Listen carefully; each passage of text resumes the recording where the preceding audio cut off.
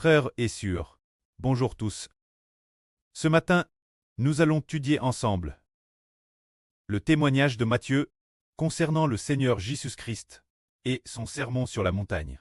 Aujourd'hui, nous allons partir de l'amour des ennemis.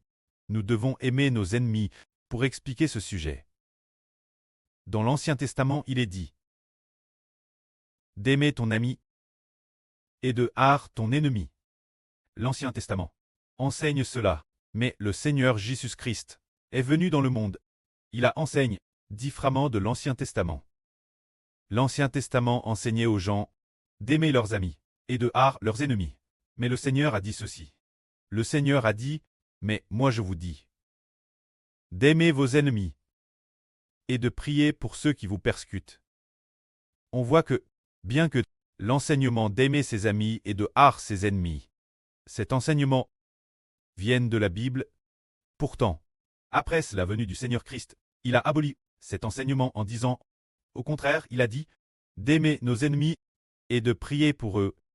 Mais pourquoi le Seigneur enseignait-il ainsi? Le Seigneur dit, en faisant cela, si nous prions pour nos ennemis, cela montre que nous sommes les fils de Dieu. Le Seigneur dit, le Seigneur enseigne ainsi, aimez vos ennemis. Priez pour ceux qui vous persécutent, ainsi vous montrerez que vous êtes les fils de votre précleste.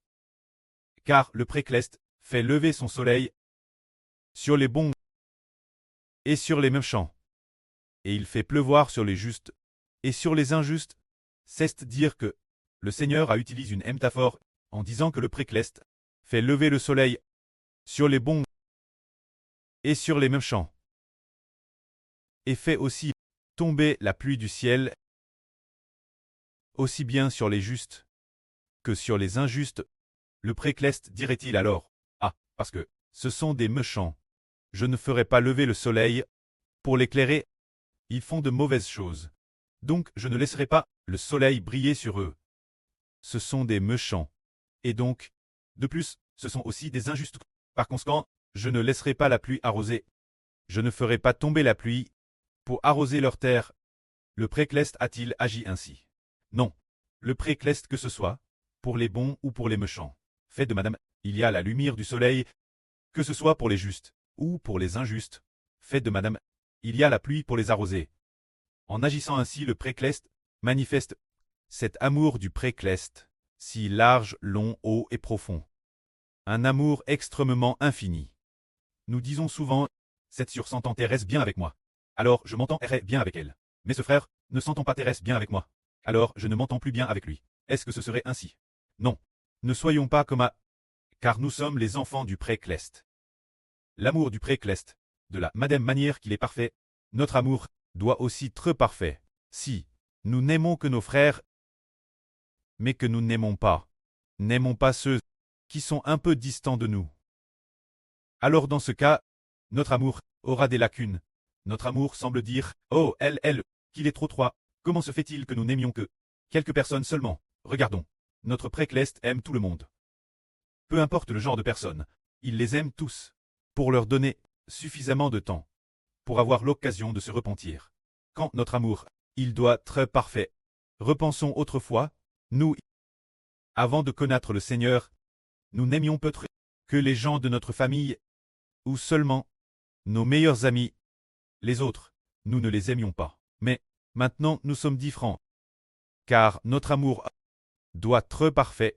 De plus, il y a beaucoup de gens qui font le mal. Le précleste désire ardemment qu'ils se repentent, dire ardemment qu'ils, par la foi en l'Évangile, puissent se repentir. Ce moment-là, notre amour devient de plus en plus parfait. Autrefois, nous n'aimions qu'une petite partie des gens. Sans nous en rendre compte, nous prêchons l'Évangile ceux que nous ne connaissions pas du tout. L'avenir, ils deviendront nos amis. Le précleste, le Seigneur nous enseigne que notre amour doit être parfait. Si nous n'aimons que les amis qui nous entourent, alors nous n'aurons pas de grande récompense, car les païens n'aiment aussi que leurs proches et amis. Si nous n'aimons que ceux avec qui nous avons de bonnes relations, frères ou sœurs, alors faire ainsi n'apportera aucune récompense. Car le Seigneur dit, votre amour doit être parfait, tout comme l'amour de votre précleste est parfait. Pensons-y. Que ce soit les bons, les méchants, les justes ou les injustes, tous sont CRS par Dieu. Quel que soit le type de personne, tous sont CRS par Dieu. Et Dieu, il fait pleuvoir sur eux tous et fait briller le soleil sur eux.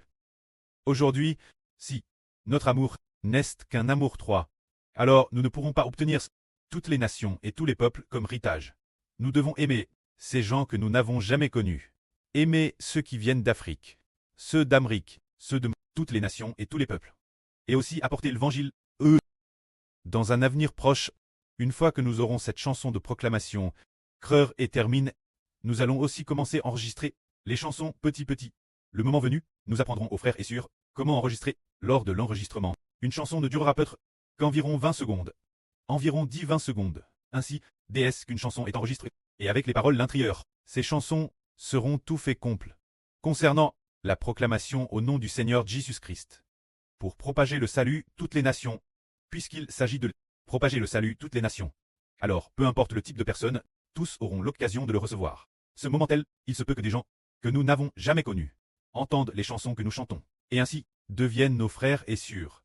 Et parce que nous sommes terres unis. Et pour leur salut, notre amour devient parfait. Sans s'en rendre compte, la récompense sera grande. Car plus on aime, plus la récompense est grande. Moins on aime, moins la récompense est grande. Si nous aimons parfaitement, la récompense sera elle aussi parfaite. Notre amour doit être parfait. Lorsque nous prions, devons-nous prier pour ces gens que nous ne connaissons pas. Par exemple, pendant que nous prêchons l'Évangile et diffusons la vraie toutes les nations, nous ne savons pas non plus s'ils sont bons ou mauvais. Et madame, nous ne savons pas encore qui va regarder. Alors, madame, si nous ne savons pas, si quelqu'un va regarder, nous prions d'abord pour eux. Priez d'abord pour ceux qui viendront coûter la vraie. Demandez au précleste d'avoir pitié d'eux, afin que graisse la vraie. En coûtant la vraie, ou bien, après avoir coûté les chansons que nous avons créées, ils puissent marcher avec nous. Ainsi, notre amour deviendra parfait. C'est pourquoi nous devons aimer nos ennemis, parce que l'amour du précleste est parfait. C'est pourquoi notre amour sera lui aussi parfait dans la Bible. Il écrit que quelqu'un a pris pour ses persécuteurs. Par exemple, lorsqu'Étienne a pris pour ceux qui le lapidèrent. Alors qu'il allait mourir, il a dit ceci. Dieu, pardonne-leur, car ils ne savent pas ce qu'ils font. C'est Étienne. Il a fait ainsi. Les gens l'ont lapide. Il était sur le point de mourir, alors il a pris pour ceux qui le persécutaient. Ce moment-tel, après avoir pris ainsi, cela a manifeste qu'il était un enfant du précleste. Ce moment-tel, le pré et le Seigneur, dans une vision, sont apparus. Tienne, alors qu'il expirait, a vu Dieu. Et il a vu aussi, se tenant la droite du pré, le Seigneur Jésus-Christ. Cet amour si parfait est véritablement un exemple digne d'être imité par nous.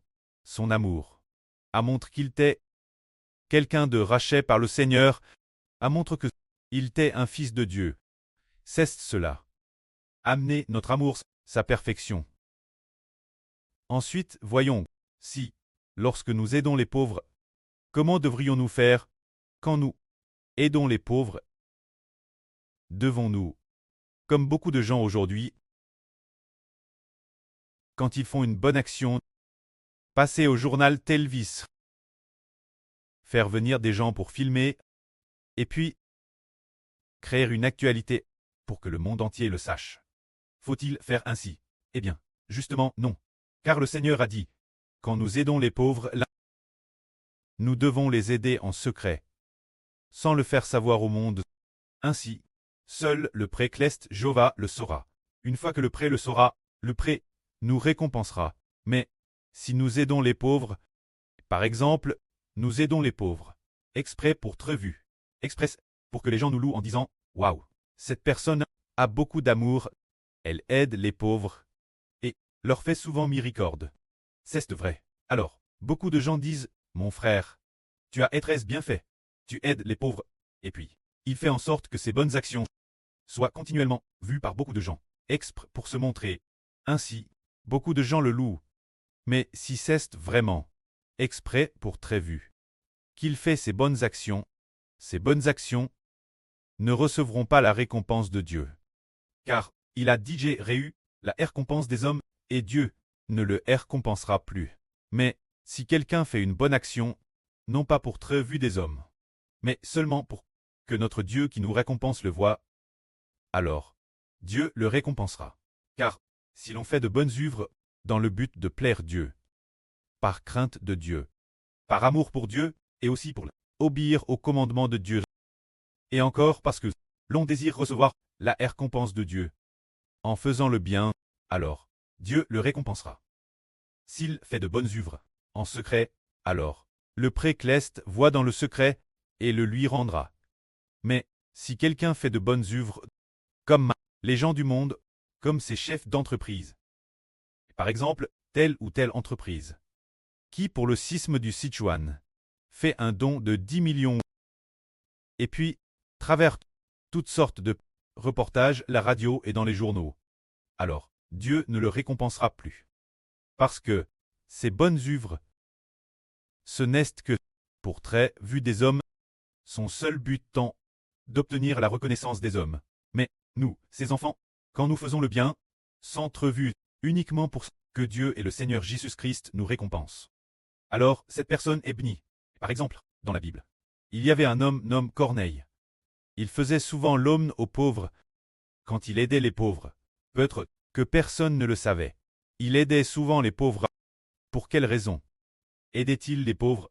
Par crainte de Dieu et pour obéir au commandement de Dieu, il aidait les pauvres. Alors, Dieu a récompensé Corneille. Dieu a envoyé un ange qui a dit Corneille, Corneille, tu as souvent aidé les pauvres. Dieu s'en est souvenu.